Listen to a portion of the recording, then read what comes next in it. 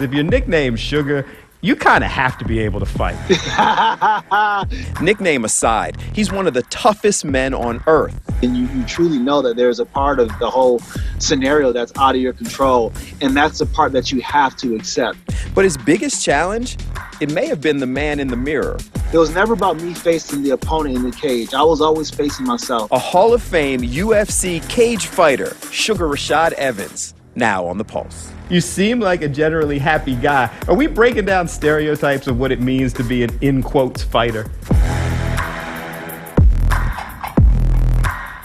I feel like I should break out my announcer voice. Welcome to The Pulse, because we have got a UFC legend and a businessman joining us today. I'm happy, thrilled to be joined by Sugar Rashad Evans.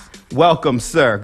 How are you today? Bill, I am great, man. I am great. Just enjoying this South Florida hot weather so far. We got a lot of stuff to talk about, but not that long ago, you came out of a pretty significant retirement. So we got to call you current fighter still? Well, yeah, I guess, but I'm still kind of on the retire side. I kind of just did that to kind of clean some things out of the proverbial basement, but I think I may be really done now. Oh, really? So that was enough? You just didn't want to go out like you did before? Yeah, I just had to get a win under my belt so I can go out with my head held high. There's always the question, why? Like, you were a star wrestler, collegiate wrestler. Were you that guy? Like, were you the guy getting into fights, the aggressor? Like, how'd you get down this path? I'm a very competitive person from being in wrestling. So that kind of edged the competitive drive. But when it came to fighting, it just seemed like something very natural to me, like something as if like it was like an evolution of my wrestling. It was just the next phase of it. And the first time I started to compete in the mixed martial arts, I felt the biggest challenge, which was an internal challenge, which, it challenged me in ways that no sport ever did before. I don't think most people get it, like what that is when it is two people locked in a cage, that kind of ultimate combat. Like, help us to understand what that feels like. That's scary, adrenaline, what?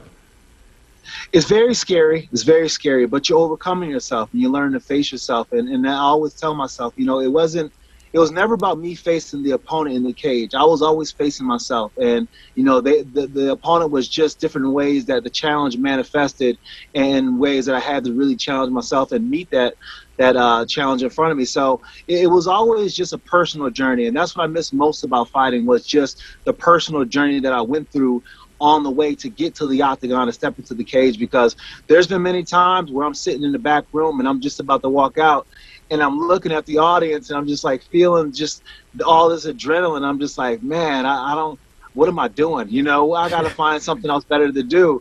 But then there's the other side of me that's up for the challenge, that was just like, this is what you're called to do. And going through that whole roller coaster of emotion was really what the whole fight was about for me, just being able to conquer myself. I trained Muay Thai for a while, never fought, never wanted to. Like, didn't have that same feeling that you have.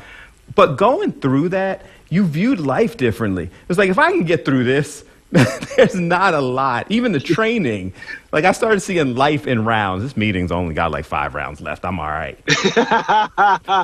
Yeah, absolutely. And that's the most important thing about it, is the fact that, you're taking these skills that you learn from fighting and you're applying them to whatever it needs, wherever you need to in life. But you're really learning the fact that there's just a resilience, that you have to have, and a grit that you have to stomach a lot of things in life. And because I've had that experience of just having to, just grin and bear it and just really have to fight myself and fight my resolve, I've learned to stomach through a lot of situations that really give people a hard time.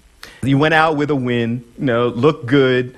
What were you, 41, 42 when you took the last fight? 42, yeah, 42. So went out with a win. Have you had a chance to process the career, fighting legends, being being a legend, being in the UFC Hall of Fame, now that you're actually done? I get a glimpse every once in a while. I got a glimpse of it once I was inducted into the UFC Hall of Fame.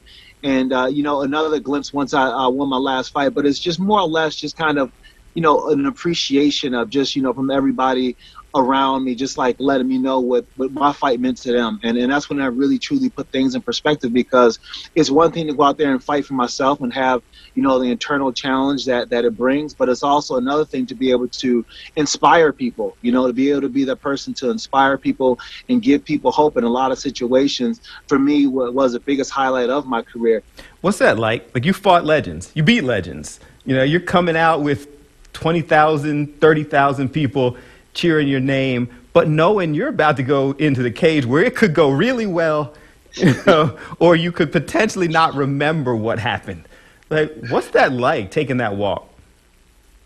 It's scary. It's beyond scary, to be honest, because, you don't know what's on the other side of it. And if you had the experience of having lost a few times, you know what that feels like. So you're doing anything in your power to not feel that way. But then you truly know that there's a part of the whole scenario that's out of your control. And that's the part that you have to accept. You have to make friends with the fact that you don't know what's going to happen, but being able to make friends with it, being able to just truly let go and allow yourself to just trust in your performance is where the magic truly is. And it's really where you get the biggest growth as a person, because you learn to trust yourself on another level. I've watched some of the fights. I've watched you knock people cold, but I've also seen some of the challenging fights for you. And I always wondered, in the ultimate man versus man, woman versus woman, regardless, what's that feel like? It's the highest of the highs and lowest of the lows. And those lows can be pretty low because, we spend 10 to 8 weeks training for one specific fight. And when it doesn't go your way, it's just like you threw away a whole entire season. And when you lose a fight, it's a big deal. And it hurts a lot, because as a fighter, even though it may not be true, even though you may not, people may not be thinking this about your performance, but you only feel as good as your last fight. And if you went in there and you laid an egg, then you feel like trash until you get a chance to redeem yourself. So that's why you see a lot of fighters, they lose a fight and then they'll jump right back in and try to get that win back, just because walking around with that stain of a loss, it does something to your pride. And it's hard, but that's another thing that you have to overcome in yourself, to realize that, you are not the fight. You got to be able to learn how to divorce yourself from that and still be able to allow you to perform as an athlete, but then allow you to be a person outside of that.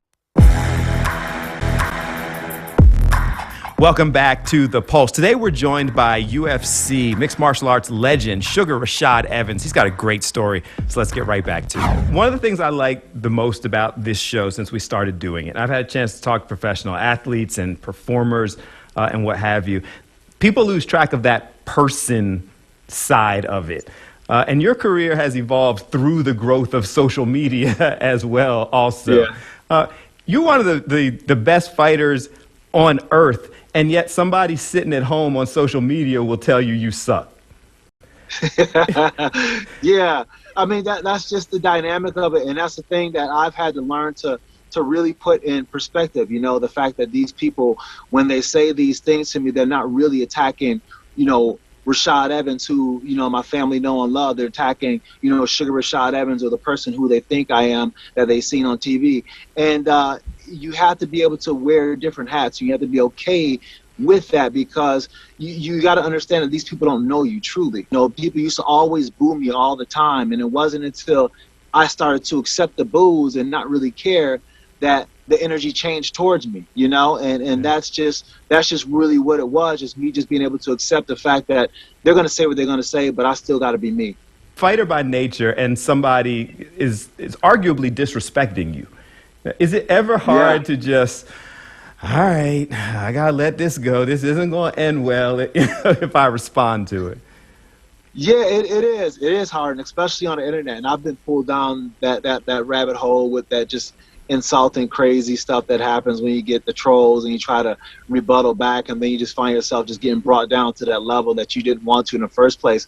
So I know what's on the other end of that, and because I know what's on the other end of that, I know to not allow myself to let my ego get there. Because listen, I'm not gonna lie, sometimes you read some of those comments and you just like, it hurts. You know what I'm saying? You're just like, man, because you may be having a bad day. You may be already maybe feeling down on yourself, and then you read a comment, and then you just like, it just strikes you, and you want to respond, but there is no winning in responding. It's only a win for them if you respond. The only thing you can do is just kind of just turn it off and just go and do something else to take your mind off it. But a piece of you never forgets. Whenever you're doing something, like whenever you're training or something like that, you remember what was said about you, and it kind of acts as fuel. So you can either take it as fuel, or you can take it as something that destroys you. People know you as the fighter, but I read that you view yourself as a pacifist. You seem like a generally happy guy. Are we breaking down stereotypes of what it means to be an, in quotes, fighter? Once people really truly get to know fighters, and Ultimate Fighter did a really good job of that, but I feel like in general, a lot of fighters are a lot like me, where we're just, we're very passive in life in general, but then we learn how to just kind of channel it and put it in the area where we can best use it, which is in a fight.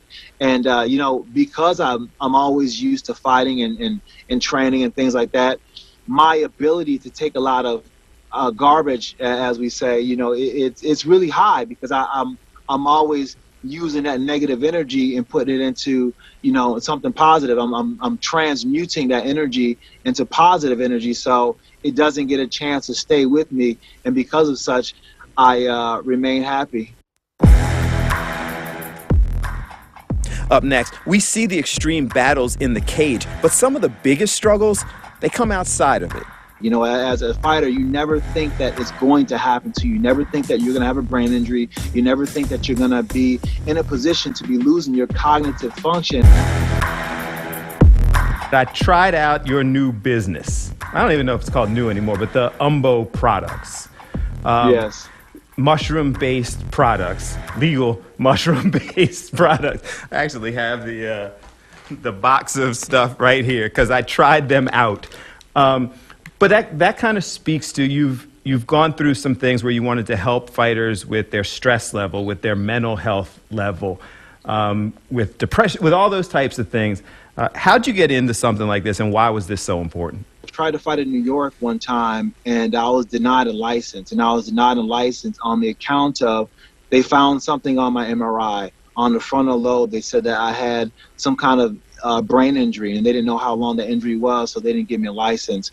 So in order for me to get a chance to fight again, I had to get that off my record. So I had to do a series of tests, and lo and behold, through doing a series of tests and seeing a bunch of different doctors, I even went to go see the doctors from the movie Concussion in Pittsburgh. And it was determined that it was an old injury, something that I had from before. But as I was on the heels of retiring, it got me thinking about what I'm going to do, because I never foresee that happening to me. As a fighter, you never think that it's going to happen to you. You never think that you're going to have a brain injury. You never think that you're going to be in a position to be losing your cognitive function. And to me, that's the scariest thing in the world. So I was looking at ways in which I can heal my brain, and that's when I ran across functional mushrooms.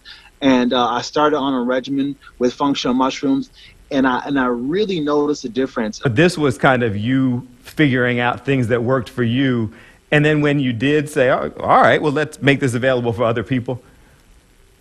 Yeah, because one thing that I really truly started to understand is that as a fighter, there's so many neurological issues that we have just from being knocked out unconscious, and being hit in the head repeatedly. But more importantly, over time, you get to the point where you have these neurological issues, and that's what we call aging. So there's a big there's a big gap between what we can do neurologically speaking, medically speaking, in order to treat some of these problems. And I feel as if like mushrooms can really help in that capacity, because when it comes to neurological health, I don't think there's anything that the doctor can prescribe you that's better than taking functional mushrooms. Once you take in your body, you start to feel the difference, and it gets better and better, and it kind of surprised you because of the fact that you didn't even know some of these issues were even wrong with you. I tried it, and the Umbo, the protein bars, they taste good, man. So we'll see what happens as we continue to go forward. It's transitioning from that, the ongoing discussion. I've read that you talked about, and even with the mushrooms, but in general, some of the mental health challenges that fighters are dealing with. That's something that is become an important topic for you. I guess you got to kind of channel the anger versus living your real life. Kind of walk us through some of those. I read something you said about John Jones and that kind of dark side that fighters have to deal with.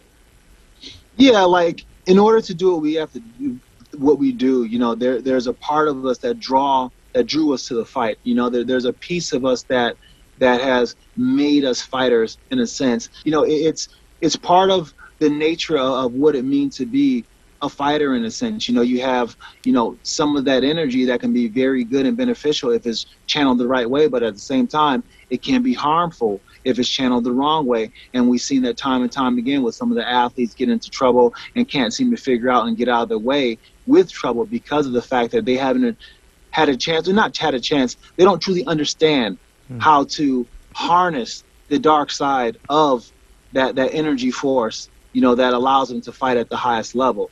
And, what I had to learn to do in order to really get a hold of my transition from being a fighter was I had to do a lot of self-work.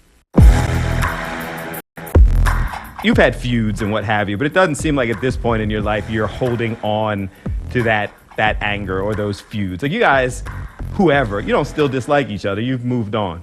Not just John Jones, but people in general. I really have moved on, and I truly, I truly just totally see everything differently now than I did when I was fighting and competing, and just, some of the anger and some of the things that I had towards my opponents, I just don't really even feel remotely the same anymore. Even with Rampage, one of my biggest heated rivals, him and I, we ended up doing a movie together. And, through doing a movie together, we ended up, becoming really close friends and really starting to understand each other and seeing the similarities in each other that we had, and, ended up having a chance to share some of the stories that we went through when we fought each other. And it was just, it was just like a full circle, and you truly got to see, the beauty of the sport, and that's one of the things that I can say is the beauty of the sport, is the fact that, we fight each other, but when it comes to just having that brotherhood and camaraderie, I don't think there's another sport like fighting. I'm in Philly, and we have a lot of violence issues right now. That seems like a message that you and other fighters could be sharing with young people regardless. Like, we were bitter rivals, we didn't like each other, but at the end of the day, everybody gets to walk away, and grow up to have the chance to kind of get over it. I think that's a message that can be shared with so many people who just really don't really understand the fact that, forgiveness is the key. And when you forgive, you're not really, it's not about you saying, absolving that person of everything they've done for you. It's just really just releasing that hold that they have over you. Because the truth of the matter is, whenever you in a position where you feel like you need to forgive somebody or somebody's done you wrong, you're holding that energy where they can just be living their life and they haven't thought too much about it, but you're holding that energy. So when you forgive them, you're just letting that go. You do media now. Is it ever difficult? Because now you have to talk about those guys, and you were on the other side of that before. Anybody ever really? You gonna talk about me like that? All the time, and it's the most uncomfortable, weird situations. But you just got to handle it because, you were on the other side, and you know how that feels. So you just got to you got to keep it real. But you also have to keep it real with your reporting and what you're doing, because your word is everything. And when you're not authentic with your word and you're just kind of saying something to get along, then people don't want to hear that. Advice for young people, for up-and-coming fighters, for people who have faced some of the challenges and successes that you've had. What's the advice you give to them? Resilience is everything. And that resilience that you have to have is something that, as an individual, you have to tap into and really challenge yourself to really find out what brings the best out in you. And then finally, we end the pulse to everybody with this concept of use your voice for good. I don't know if that's a charity that you work with, if that's just where your mindset is now, but how do you use your voice for good? What would you like people to do? I love to talk about where I was and to really, unmask a lot of the stereotypes that people have about fighters, but more importantly, helping people to reach that part of themselves that is a little bit uncomfortable at times, and that's where I try to, do my good and try to I guess, give people some tips on how they can help themselves. And through helping people, it helps me as well. We were joking before you came on that I wonder when you got the nickname, because if your nickname's Sugar, you kind of have to be able to fight. You have to be able to fight. Yeah. This nickname came from me by Mike Van Arsdale, my old MMA coach. And one day I was training. He's like, "Hey, Evs, you looking good. You looking sweet as sugar," because we was a big boxing fan. So he started calling me Sugar Ray. So, that's where that name comes. But, yeah, a name like Sugar can definitely get you in a lot of trouble. People going to try you. And in that case, it gets them in a lot of trouble. Thank you, man. I appreciate your time. This has been fun. Thank you. I appreciate that. Just one more thing. I wanted to say, if anybody's interested, check out getumbo.com and sign up for our newsletter and just kind of see what we got going on with the whole umbo thing, with what we have coming out. I'm a big UFC fan, and so to get the chance to talk to Rashad Evans about his success, but also his humility and his humanity, that was interesting to me. I hope you enjoyed it as well. Remember, if you want the whole interview, you can check it out every place that podcasts are available, and follow me on social media at BillAFox29, shameless plug. Until next time, whenever you can, use your voice for good and have a good one.